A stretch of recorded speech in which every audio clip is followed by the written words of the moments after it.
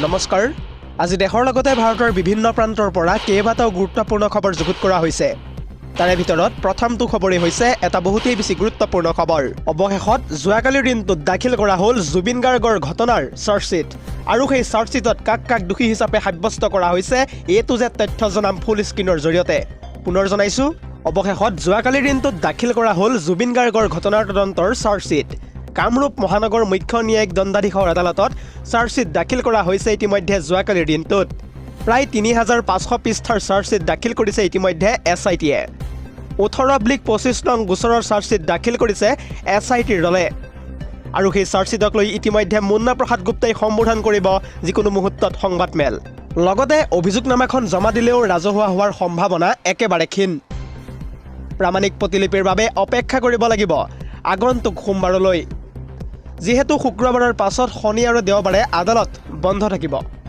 পূৰ্বে জমা দিয়া সামগ্ৰীসমূহ ইতিমধ্যে লৈ যোৱা হৈছে আদালতলৈ কেৱল ইমানেই নহয় SITৰ জিম্মাত বৰ্তমান সময় পৰ্যন্তও আছে জুবিন গাৰ্গৰ মোবাইল ঔষধসহ এটা সুটকেছ পৰৱৰ্তী খবৰটো হৈছে জুবিন গাৰ্গৰ হত্যাৰ গোচৰত অভিযুক্ত হিচাপে ইতিমধ্যে গ্ৰেপ্তাৰ হোৱা শ্যামকানু মহন্তৰ পত্নী তথা অনিতা ডেকা মহন্তই ইতিমধ্যে অধিবক্তা বিচাৰি খাই ফুৰিছে হাবাথুৰি আৰু তাৰে পৰিপ্ৰেক্ষিতত অনিতা ডেকা মহন্তই ক'ত কেনেকৈ অধিবক্তা বিচাৰি ফুৰিছে এই সন্দৰ্ভত চাওঁ আহক সবিশেষ পুনৰ জনাইছো অধিবক্তা বিচাৰি এতিয়া হাবাথুৰি খাই ফুৰিছে শ্যামকানু মহন্তৰ পত্নী তথা অনিতা ডেকা মহন্তই যিহেতু ইতিমধ্যে অভিযুক্তৰ গোচৰ নোলোৱাৰ সিদ্ধান্ত গ্ৰহণ কৰিছে উকিল সন্থাই মানৱীয়তাৰ খাতিৰত এতিয়া সিদ্ধান্ত প্ৰত্যাহাৰ কৰাৰ অনুৰোধ জনোৱা হৈছে বুলি জানিব পৰা গৈছে এটা গুৰুত্বপূৰ্ণ খবৰ জনাই আছো এই মুহূৰ্তত অসম উকিল সন্থাৰ কাষ চাপিছে আকৌ এবাৰ শ্যামকানু মহন্তৰ পত্নী অনিতা ডেকা মহন্তই এতিয়া ইমান কষ্ট কৰিলেও লাভ নাই যিহেতু ইতিমধ্যে ওকালতি নকৰাৰ সিদ্ধান্ত গ্ৰহণ কৰিছে অসমৰ উকিল সন্থাই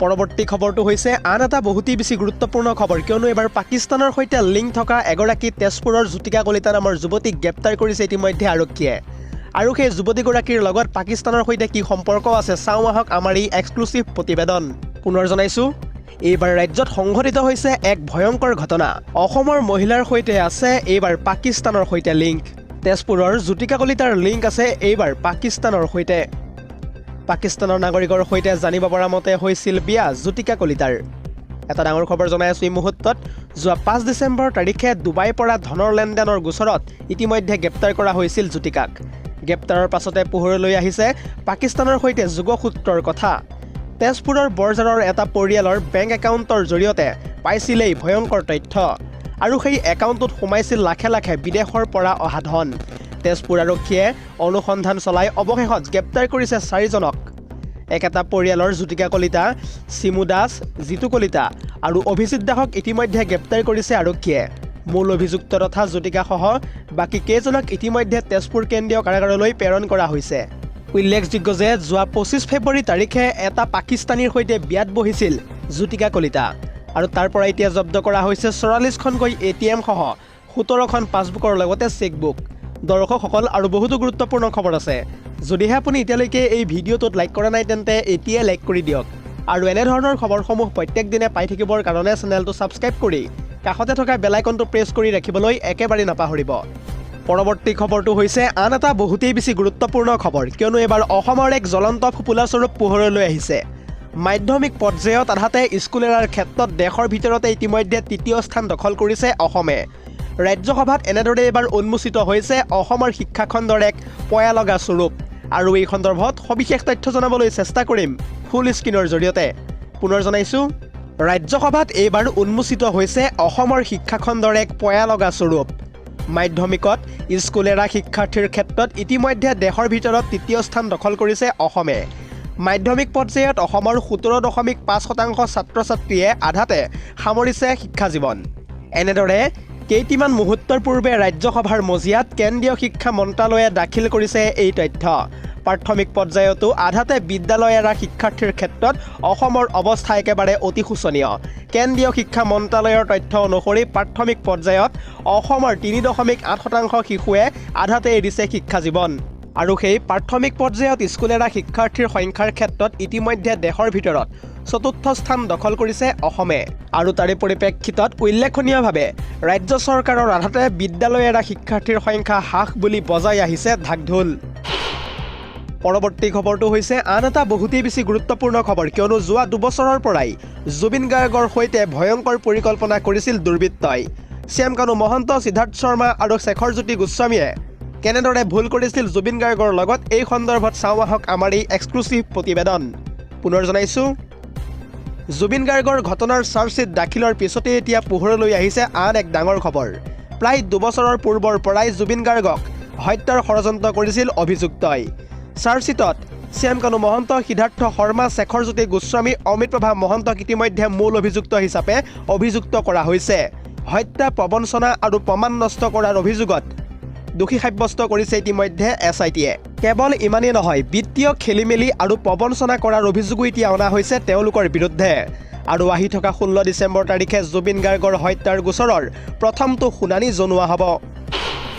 পৰৱৰ্তী খবৰটো হৈছে ৰাজনৈতিক প্ৰেক্ষাপটৰ আন এটা বহুতেই বেছি গুৰুত্বপূৰ্ণ খবৰ, কিয়নো ভোট চুৰি বিষয়টোক লৈ ৰাহুল গান্ধীয়ে অমিত শ্বাহক উভতি ধৰাৰ পিছতে এইবাৰ অমিত শ্বাহে মুখ খুলি কেইবাটাও গুৰুত্বপূৰ্ণ মন্তব্য কৰিছে।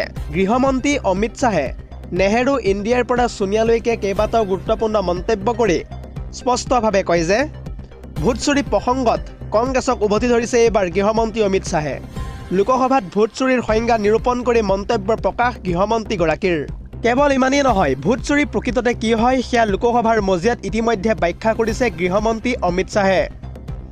গান্ধী পৰিয়ালৰ ভোট চুৰিৰ উদাহৰণো দিছে এতিয়া কেন্দ্ৰীয় গৃহমন্ত্ৰীগৰাকীয়ে। এটা জৰুৰী খবৰ জনাই আছোঁ এই মুহূৰ্তত, নেহেৰু কিদৰে প্ৰধানমন্ত্ৰী হৈছিল সেই প্ৰসংগ টানি আনিছে ইতিমধ্যে অমিত শ্বাহে। এলাহাবাদ উচ্চ ন্যায়ালয়ে ইন্দিৰা গান্ধীৰ নিৰ্বাচন অবৈধ বুলি কোৱাৰ প্ৰসংগও এতিয়া টানি আনিছে গৃহমন্ত্ৰীগৰাকীয়ে।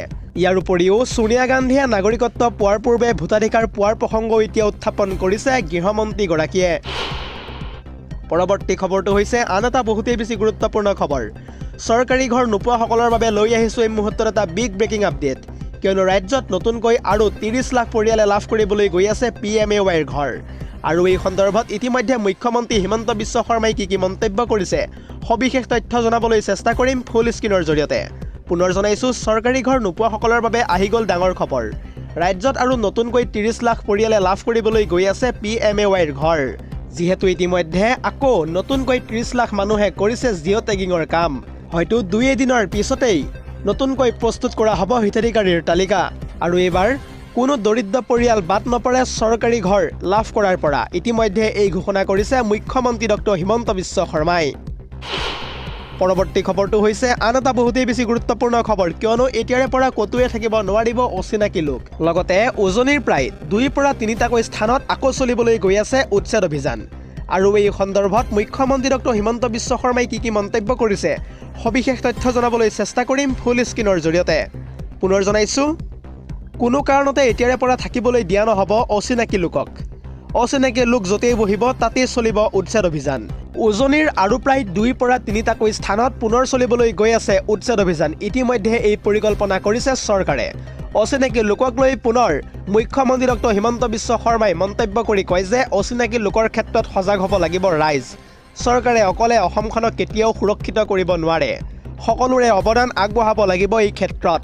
জাতীয় প্ৰতিৰোধ গঢ়ি তুলিব লাগিব অসমৰ ৰাইজে। এটা জৰুৰী খবৰ জনাই আছোঁ এই মুহূৰ্তত। লগতে ভাড়াঘৰতো থাকিবলৈ দিব নালাগে অচিনাকি লোকক। কোনো ধৰণৰ কাম কাজতে মাতিব নালাগিব অচিনাকি লোকসকলক। এই মন্তব্য কৰিছে এতিয়া মুখ্যমন্ত্ৰী হিমন্ত বিশ্ব শৰ্মাই। News desk report, ZD news.